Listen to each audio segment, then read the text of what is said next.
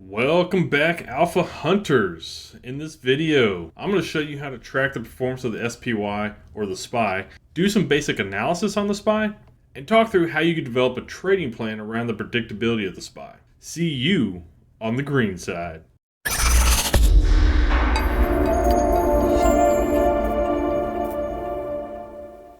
I love the SPY, not because of its rate of return or its great options liquidity, or that it's already diversified.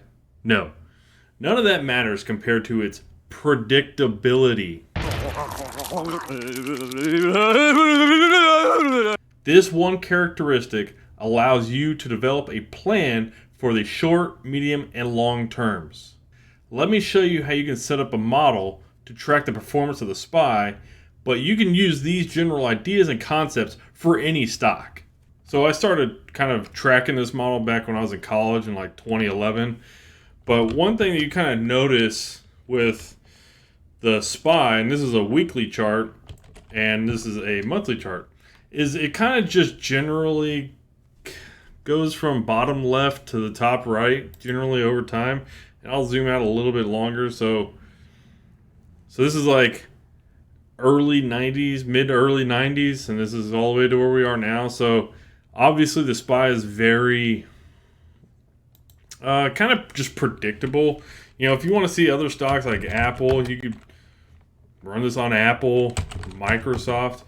And this is, you know, it's just kind of one of those things that maybe it's good to track for several company or, you know, whatever you want to be your main company. Here's the Qs real quick. So yeah, I mean, this is just one of those things just kind of maybe good to do to kind of maybe develop a more specific plan around investing on a specific company or something like that. Make sure you try to maximize your profits if you want to develop more for a short, medium, and longer term plan. So there's nothing wrong with doing this on anything, but I just like the SPY. Its predictability. It's diversified, so I'm not really worried about too much of an issue as you would be with other individual stocks. Okay, so what I started doing in college is grabbing the daily data from Finance Yahoo.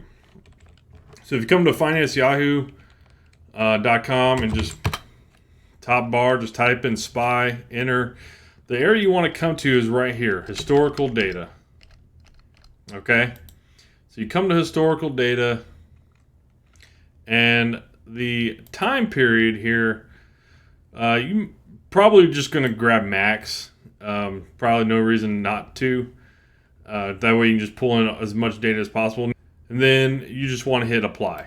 You know, just hit apply, bring in all the data, and then hit this download button. Hit download, and there you go. Open it up. And I already have my model ready to go right there. So let me X this out. And so you'll notice real quick, like the dates that I already have in this model, and I haven't updated this obviously since the middle of April, but you'll notice the dates here are in opposite order of the way they are over here. Like the oldest dates are in the data I just downloaded are at the top, and the more recent dates are at the top in my model. So really to fix that, all you want to do is you can sort. Just go ahead and add, you can add filters. You know, if you know how to sort, that's fine. But you can, you know, just put on filters, go to this date box. And the reason why I put on filters, so it changes the whole group set. Because if you don't do that, it might not change just the group set. It might just change that column.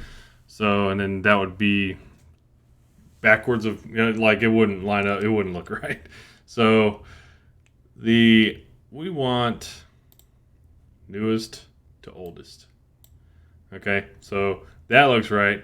More recent going back to the oldest. Okay, so the other thing is there's going to be 7,200 56 rows of data that I'm going to input into here. And my oldest data is 7,107. Okay, so I need to add in roughly, I don't know, at least 250 or so, 251 rows of 151 rows of data. So that's easy to do. And the way I like to do it is I like to grab this third row and then just scroll down until you enter 150, what was it, one we said? So until I get to 151, which was right there. So just enter. There you go. You got a bunch of blanks, and then you copy in.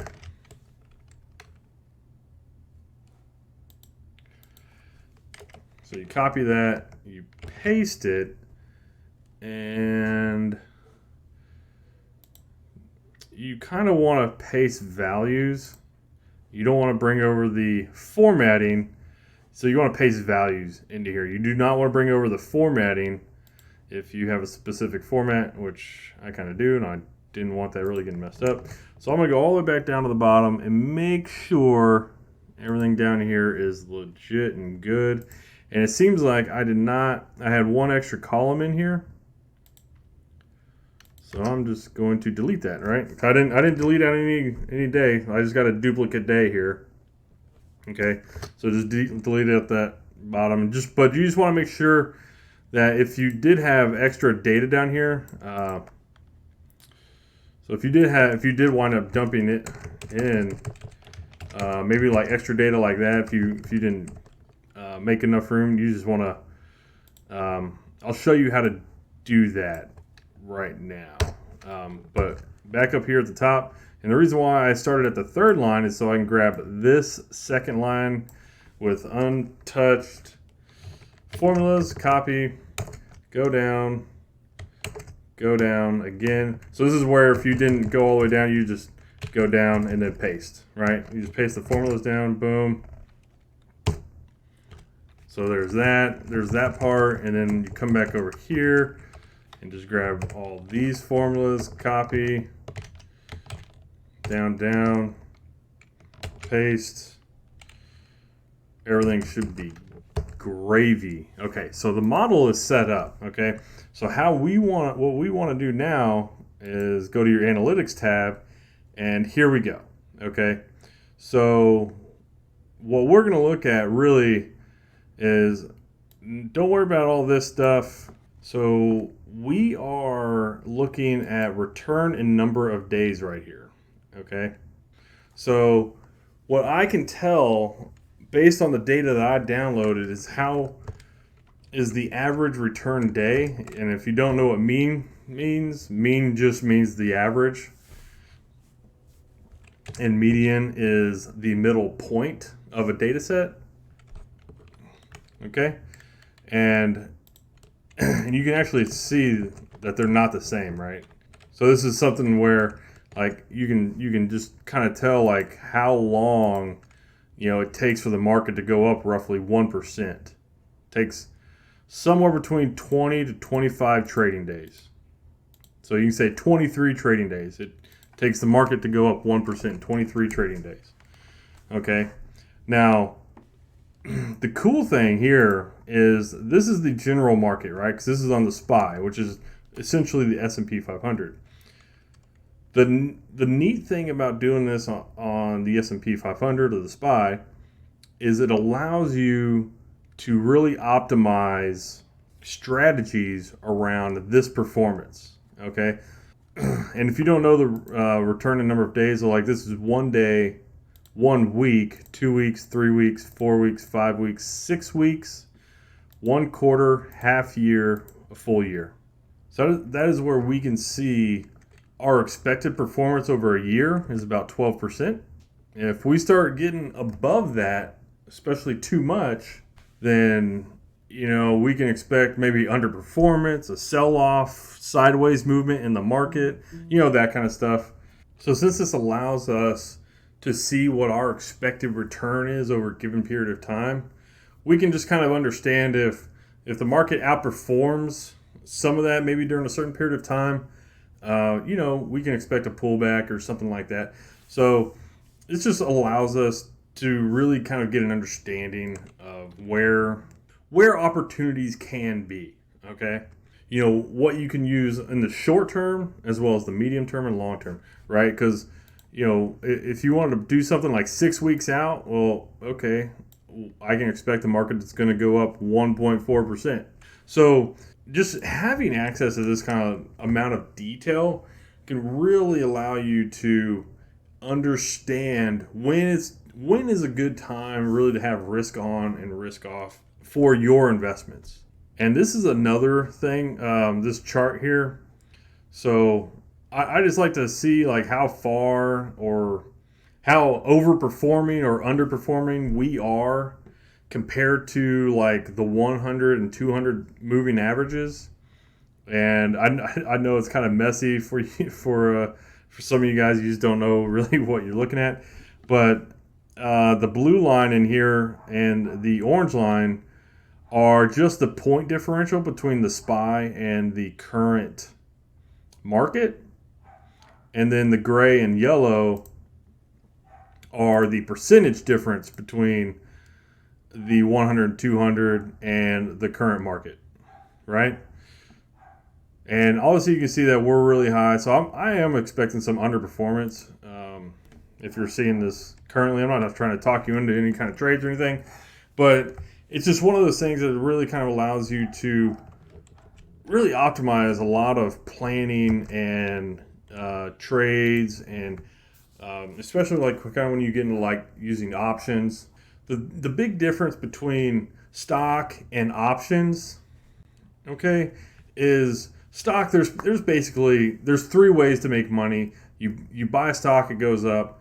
You sell a stock short, it goes down. And the third one is very passive. You collect dividends. Now, and I will never recommend a stock based on dividends on my channel. I will never recommend a stock based on dividends. But with options, you can develop a plan to take advantage during all aspects of this time frame. Out like a couple weeks, half year to a full year, that kind of stuff. You can develop a plan around all that. It's something that has been hugely valuable to me in really understanding and building out a fantastic plan around the SPY. You can use this in many number of ways, and this is very, very basic. You can make this a lot more complicated in trading and investing. The more complicated you make something, usually it's not better. It's just complicated. Doesn't mean it's better. So if you want to be able to identify a trend for a stock, click the video on the top left. Alrighty, take care, Alpha Hunters.